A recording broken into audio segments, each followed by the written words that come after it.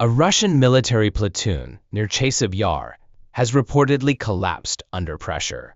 Soldiers shot their own commander and then surrendered together to Ukrainian forces. This is not an isolated case. It's a sign of something deeper, a fracture inside Russia's war machine. Morale is collapsing, discipline is failing, and parts of the Russian army are now turning on themselves. Let us explore what triggered this mutiny, what it tells us about the Russian military today, and how Ukraine could take advantage. According to Ukrainian Defense Intelligence, the mutiny began when Russian troops were ordered to storm fortified Ukrainian positions without enough artillery or armor. It was essentially a suicide mission.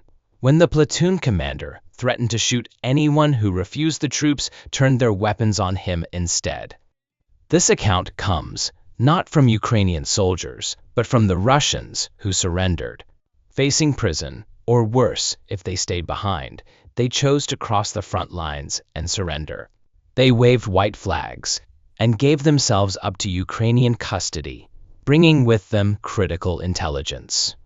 The mutiny is believed to have happened near Chasiv Yar, close to Bakhmut.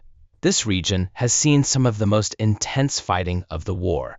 Even though losing one platoon will not shift the entire balance in Bakhmut, it reveals a deeper truth. The Russian military is hollowing out from within. Russia is not just losing equipment and men, it is losing its will to fight. The army is dealing with a toxic mix of low morale, manpower shortages, and a rigid command structure that is unable to adapt. And this is happening while the Russian economy and geopolitical standing are deteriorating more than 3 years into the war. At the start of the invasion, Russia had about 900,000 active military personnel. Of those, about 100,000 to 160,000 were deployed near Ukraine. After Ukrainian resistance stiffened, Russia sent in another 190,000 troops. The Kremlin also boosted recruitment with better pay and promises. Now Russia is estimated to have about 1,100,000 active military members, with nearly 660,000 of them in Ukraine. But instead of gaining skill and experience, the military has been replacing losses with undertrained recruits. According to Ukraine's defense ministry, Russian casualties passed 1 million around June 2025. This includes killed and severely wounded troops. Even United States intelligence gives a conservative number of about 750,000 by March 2025. If things continue this way, Russia will hit 1 million casualties before the war's 4th year ends. That would make this the deadliest war for Russia since World War II. To fill the gaps, Russia has ramped up conscription, sending soldiers into combat with barely any training. The scale of failure becomes clear when you look at how slowly Russia is moving. In some areas, they are gaining just 50 meters a day.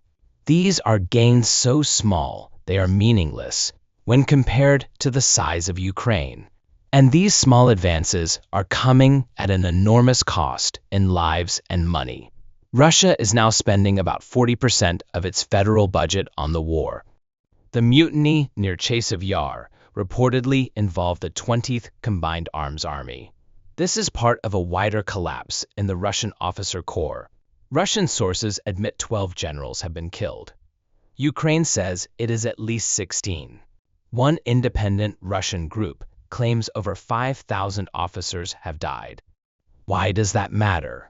Because Russian military doctrine is top-down. Orders are given from the highest level and are expected to be followed without question. When officers die, the entire command breaks down. There is no flexible system to replace them or change plans quickly. Ukraine has targeted this weakness with precision strikes, drones, and missiles. Even worse is the fragmented approach to training. Officers are supposed to train new recruits, but there is no consistent standard. Many lie about training quality to headquarters. Some soldiers reach the front line after just 1 week of training. Many have no idea what their mission is. This lack of preparation helps explain why more and more Russian soldiers are surrendering, especially when they are hit by overwhelming Ukrainian drone strikes and artillery. Ukraine's I Want to Live campaign offers safe surrender and humane treatment. These promises are aimed at ethnic minorities and poor rural conscripts who have been hit hardest by Russian draft policies. Russia's draft system shows a clear class divide. It focuses on rural and poor regions, while sparing major cities like Moscow and St. Petersburg. This protects the Kremlin's political base, but drains poorer regions of their working-age men. Many families now send their own supplies to the front. To make up for manpower gaps, Russia has brought in foreign fighters. Thousands of North Korean and Iranian troops have been deployed. But this brings new problems. Most of them do not speak Russian. There have been friendly fire incidents and failed operations. In one case, North Korean troops mistakenly fired on Russian and Chechen allies. South Korean intelligence says that out of 11,000 North Korean soldiers sent to the Kursk region, about 2,700 were wounded and 300 killed in just a few months. Western estimates put total North Korean casualties at about 6,000. Russia has sent another 3,000 to replace them.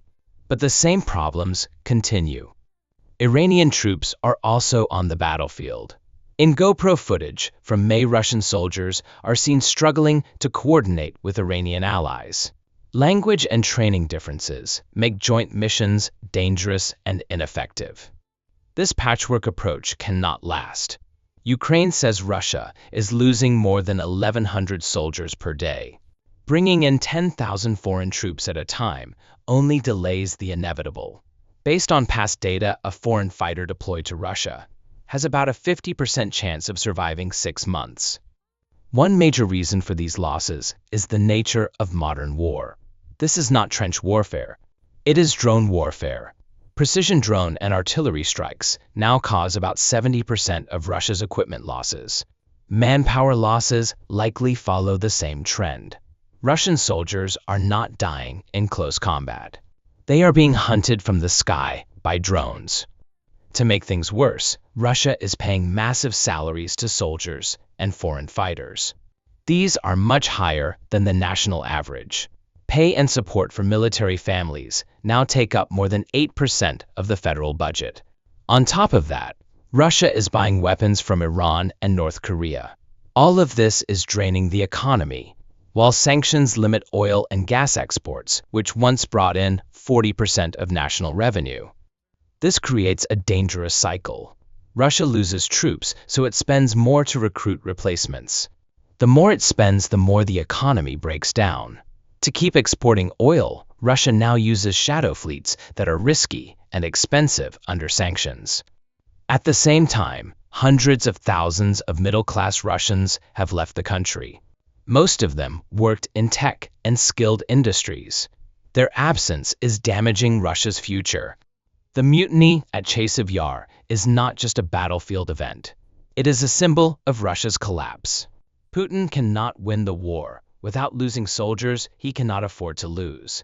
He cannot negotiate from strength while his own troops are surrendering. And he cannot keep funding a war that eats 40% of the budget while bringing almost nothing in return. Russia's conscription strategy shows a deeper contradiction. If this war were truly existential, Moscow would draft from its cities and elite neighborhoods. But instead, it is using poor conscripts and foreign fighters who cannot even speak the language. In the end, Putin is gambling that rural regions and foreign allies can carry the burden. But that burden is becoming too heavy. One analysis says that at the current pace, Russia would need over 200 years and 100 million casualties to conquer Ukraine. Russia does not have 200 years. And it certainly does not have 100 million soldiers. What it does have is a growing crisis of confidence inside its military. And the one thing it cannot afford to lose its soldiers' obedience is slipping away. Thanks so much for watching. If you enjoyed the video, don't forget to hit that subscribe button so you never miss any updates.